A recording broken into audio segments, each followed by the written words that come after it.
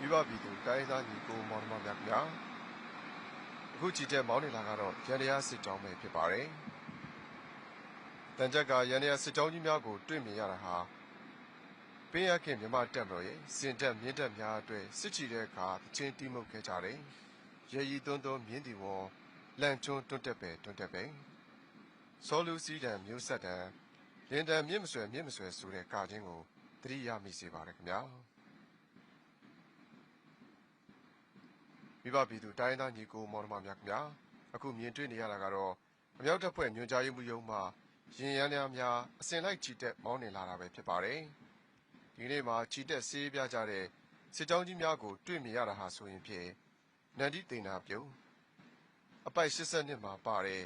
များဘူပါနေချီလာအုပ်ကျဲတက်မထွက်၍ရဲမဲ့စည်းဝေးတိုက်တံပေးသည်ရေကျွေးကြော်တံတောင်းနီးဆိုတဲ့စာသားကိုအမှတ်ရမိစေပါရခင်ဗျာ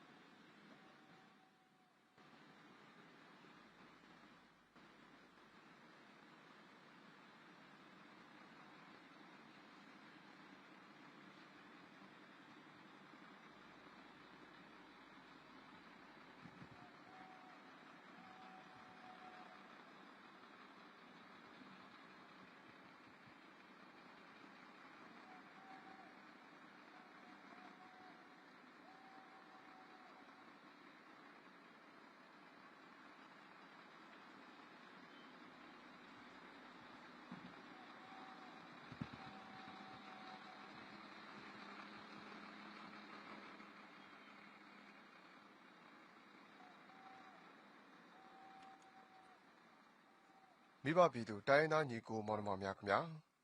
82နှစ်မြောက်တပ်မတော်နှင့်ဆေးပြအခမ်းအနားကိုကာကွယ်ရေးဦးစီးချုပ်ရုံးမှအစီအမံတပ်မတော်အရာရှိကြီးများရဲဘော်3ကျိတ်ဝင်မိသားစုဝင်များငိမ့်စားတပ်မတော်ကာကွယ်ရေးဦးစီးချုပ်များရဲ့မိသားစုဝင်များငိမ့်စားတပ်မတော်ကြီးရည်လေအရာရှိကြီးများလွတ်လပ်ရေးမော်ကုန်းဝင်ပုဂ္ဂိုလ်ကြီးများအကြံပေးပုဂ္ဂိုလ်များတပ်မတော်ငိမ့်စားတပ်အမတ်ကြီးများနိုင်ငံခြားစစ်တပ်ရုံးမှစစ်တပ်မှုများနှင့်တာဝန်ရှိသူများတနိုင်ငံလုံးပြစ်ခတ်တိုက်ခိုက်မှုရဲစဲရေးသဘောတူစာချုပ် NCA လက်မှတ်ရေးထိုးထားတဲ့တိုင်းသားလက်နက်ကိုင်အဖွဲ့များမှကိုယ်စားလှယ်များနိုင်ငံရေးပါတီများမှဥက္ကဋ္ဌများနှင့်တာဝန်ရှိသူများမြန်မာနိုင်ငံစစ်မှုထမ်းဟောင်းအဖွဲ့ဝင်များမြန်မာနိုင်ငံရဲတပ်ဖွဲ့မိသက်တပ်ဖွဲ့နှင့်မြန်မာနိုင်ငံကြက်ကျင်တီတပ်ဖွဲ့တို့မှပုဂ္ဂိုလ်များဝန်ကြီးဌာနအသီးသီးမှတာဝန်ရှိသူများနှင့်ဝန်ထမ်းများ YMBA အသင်းကြီးမြန်မာနိုင်ငံမြို့သမီးရေးရာအဖွဲ့ချုပ်မြန်မာနိုင်ငံမိခင်ကလေးစောင့်ရှောက်ရေးအသင်းဘာသာပေါင်းစုံချစ်ကြည်ညီညွတ်ရေးအသင်းတို့မှတာဝန်ရှိသူများတပ်မတော်လေးချီတပ်များမှတပ်ဖွဲ့ဝင်များတိုင်းဒေသဖွံ့ဖြိုးရေးတက္ကသိုလ်မှဆရာဆရာမများနဲ့ကျောင်းသားကျောင်းသူများတပ်မတော်နှင့်ဂုဏ်ပြုဆက်လက်မှပါဝင်ခဲ့တဲ့အမှုပညာရှင်များစစ်ကြည်တခြင်းစစ်တီတေးတခြင်းကြပြဝတ္ထုတို့ဝိတုရှေပြိုင်ပွဲများမှာဆုရရှိသူများသတင်းမီဒီယာကောင်စီရုပ်ရှင်သဘင်ဂီတအစည်းအရုံးနဲ့အထူးဖိတ်ကြားထားတဲ့ဧည့်သည်တော်များနဲ့ပြည်တွင်းပြည်ပသတင်းမီဒီယာများမှာတက်ရောက်ကြတာပဲဖြစ်ပါတယ်ခင်ဗျာ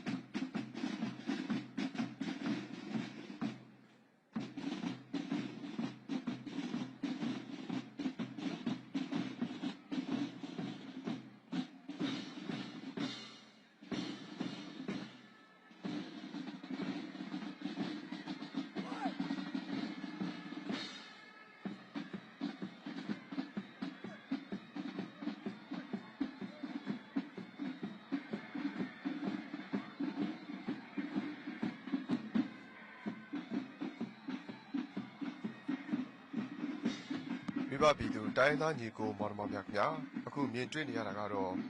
ဒုတိယရာခံမှုစောတူဝင်းဦးဆောင်တဲ့လေးဘလွေတီဝိုင်းပွဲပက်ပိုက်တက်စုဟာရ 82နှစ်မြောက်တပ်မတော်နှင့်စေးပြအခမ်းအနားမှာပါဝင်စေးပြရန်စတင်ချီတက်လာတာပဲဖြစ်ပါတယ်ခင်ဗျာအဲဒီတပ်စုရဲ့နောက်မှာတော့တက်ခွဲမှုဗိုလ်ကြီးဒေါ်နင်းနုရှိန်ဦးဆောင်တဲ့တပ်မတော်ကြီးအထူးတာဝန်တပ်ဖွဲ့မျိုးသမီးစေးပြတက်ခွဲနဲ့တက်ခွဲမှုဗိုလ်မှူးဝင်းသူထွန်းဦးဆောင်တဲ့တပ်မတော်ရေးအထူးတပ်ဖွဲ့စေးပြတက်ခွဲတို့ဟာစေးပြကွင်းကြီးအတွင်းမှာကြိုတင်နေရာယူဖို့အတွက်ချီတက်နေကြတာပဲဖြစ်ပါတယ်ခင်ဗျာမိဘပြည်သူတိုင်းသားညီကိုမောင်နှမများခင်ဗျာဗပိုက်တပ်စုကို1996ခုနှစ်မှာစတင်ဖွဲ့စည်းခဲ့တာဖြစ်ပြီး1998ခုနှစ်52ကြိမ်မြောက်တပ်မတော်နှင့်စေးပြအခမ်းအနားမှာစတင်ပါဝင်ခဲ့ပါတယ်အဲဒီနောက်9နှစ်အကြာ2006ခုနှစ်မှာကျင်းပခဲ့တဲ့62နှစ်မြောက်တပ်မတော်နှင့်စေးပြအခမ်းအနားမှာနောက်ဆုံးအသုံးပြုခဲ့ပြီး2018ခုနှစ်မတ်လ29ရက်နေ့မှာကျင်းပခဲ့တဲ့83နှစ်မြောက်တပ်မတော်နှင့်စေးပြအခမ်းအနားမှာပါဝင်ချီတက်ခဲ့တာပဲဖြစ်ပါတယ်ဗပိုက်တပ်စုဟာဒရမ်မေဂျာတစ်ခုဗပိုက်38ခုဘေ့စ်ဒရမ်တစ်ခုစိုက်ဒရမ်4ခုတီနိုဒရမ်2ခုစင်ဘယ်တစ်စုံဒရမ်ငယ်တစ်ခုယူကယ်18လက်တို့နဲ့ဖွဲ့စည်းထားတာပဲဖြစ်ပါတယ်ဗပိုက်တပ်ဖွဲ့များရဲ့မူလအစကတော့စကော့တလန်နိုင်ငံမှာစတင်အသုံးပြုခဲ့တာဖြစ်ပြီးယခုအခါမှာတော့နိုင်ငံတကာစေးပြအခမ်းအနားများမှာကြေကြေပြန့်ပြန့်အသုံးပြုနေကြပြီပဲဖြစ်ပါတယ်ခင်ဗျာ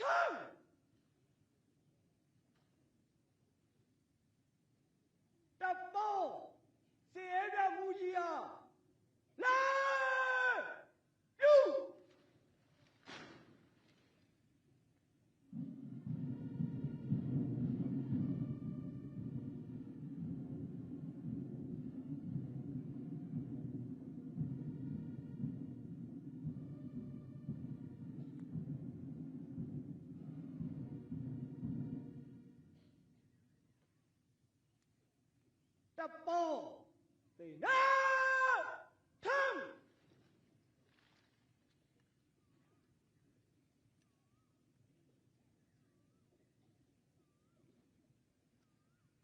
တပ်ပေါကိုရော50တယောက်တန်းစီပြီးတိုင်း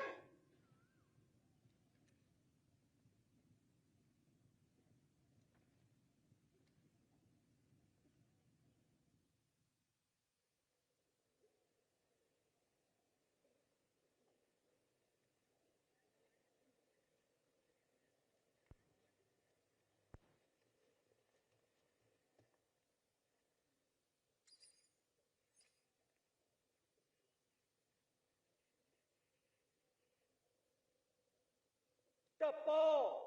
သေတအောင်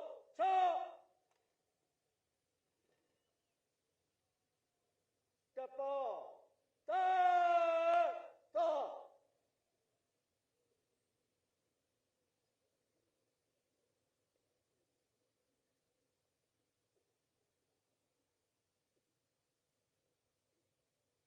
တပ်ပေါ3ကြောင်းများတဲ့တိုင်နာနေရယူ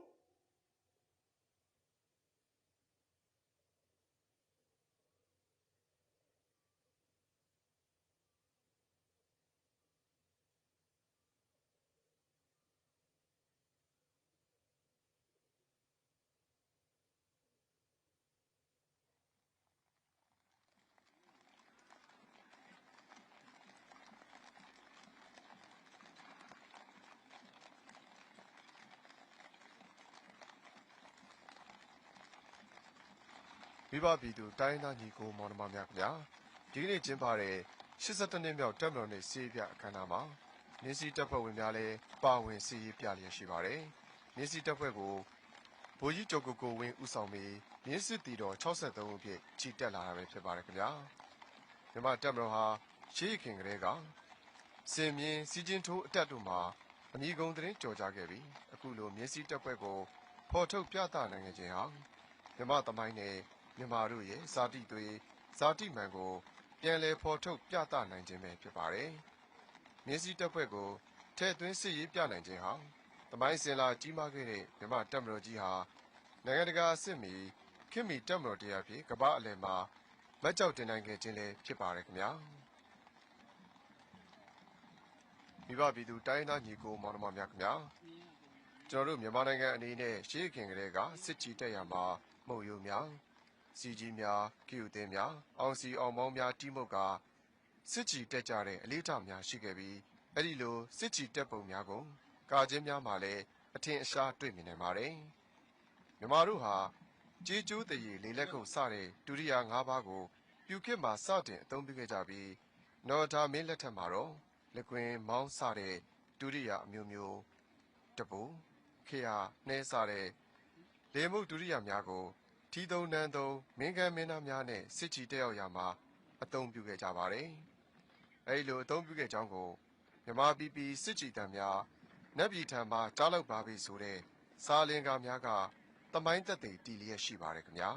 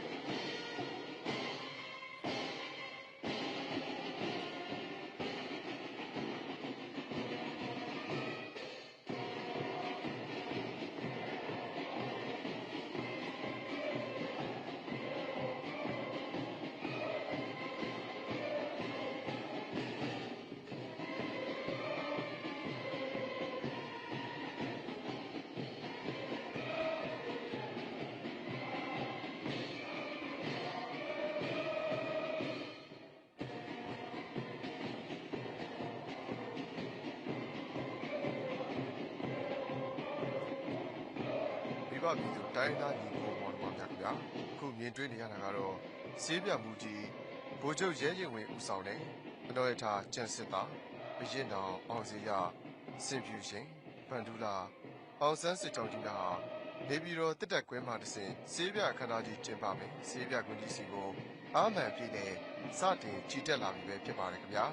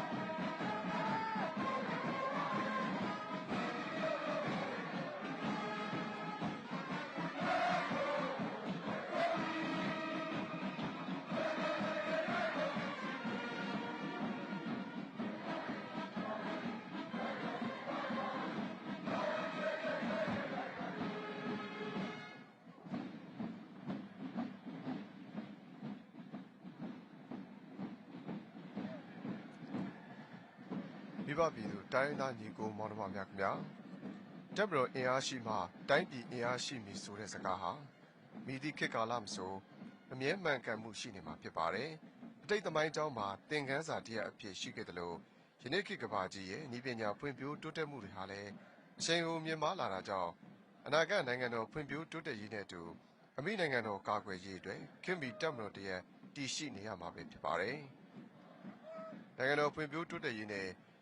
ခင်မီတပ်မတော်တည်ဆောက်ရေးဟာရှင်တွဲဆောင်ရွက်ရမယ်နိုင်ငံသားတိုင်းရဲ့တာဝန်ပဲဖြစ်ပါတယ်နိုင်ငံတော်ရဲ့တဘာဝတရားစာတများလူသားအရင်းမြစ်များမြေမြပင်ကုံလုံးကျွယ်ဝနေပါစေစီးလုံးညီညွတ်မှုမရှိရင်အချီးနှီးပဲဖြစ်ပါတယ်ခင်ဗျာမိဘပြည်သူတိုင်းသားညီကိုမောင်နှမများခင်ဗျာမြမသမိုင်းမှာလက်ယုံရည်နှလုံးရည်ပြီးသွားတဲ့ရှင်းမြမမင်းများလက်ထက်မှာလေတောင်တင်းခိုင်မာတဲ့တပ်မတော်တရဲ့ထူထောင်နိုင်ခဲ့ခြင်းကြောင့်နိုင်ငံတော်တွင်စီးလုံးညီညွတ်မှုပြက်ပြားနေချိန်မှာပင်သူတလူငါသမင်းမြို့ပြနိုင်ငံငယ်များအသွင်မှပြည်တော်စုနိုင်ငံတော်ကြီးကိုတည်ထောင်နိုင်ခဲ့တယ်လို့စီးလုံးညီညွတ်မှုညှော့နှဲလာခြင်းနဲ့အတူတမတော်အင်အားလည်းညှော့နှဲလာခဲ့ခြင်းကြောင့်မြမသမိုင်းမှာသူ့ကြုံဘဝဖြင့်မြမကုံကြောင့်ငင်းပင်ခဲ့ရပူပါတယ်။ဒါကြောင့်မြမတမတော်ဟာကမ္ဘာနိုင်ငံများနဲ့ရင်ပေါင်တန်းနိုင်ရေးအတွက်ခင်မီတမတော်အဖြစ်တည်ဆောက်လျက်ရှိပြီးနိုင်ငံတော်ရဲ့အချုပ်အခြာအာဏာတည်တဲ့ခိုင်မြဲရေးနဲ့ပိုင်တဲ့ကိုပြေဝစွာကာကွယ်နိုင်ရေးအတွက်အလေးထားဆောင်ရွက်ရရှိပါတယ်ခင်ဗျာ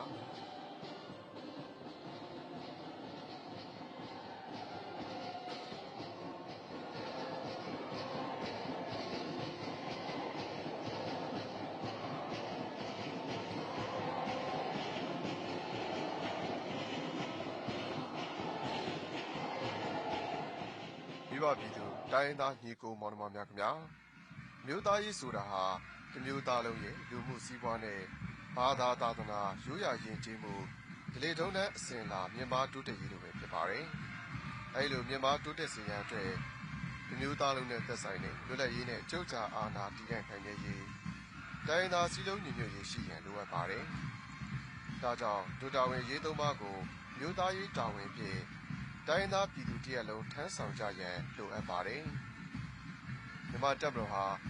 စတင်ဖွဲ့စည်းတည်ထောင်ချိန်မှစပြီးယနေ့ထိတိုင်နိုင်ငံတော်ကာကွယ်ရေးတာဝန်များသာမကပဲမြို့သားရေးတာဝန်များအားဥလင်မတုံထမ်းဆောင်ရရှိပါတယ်ခင်ဗျာ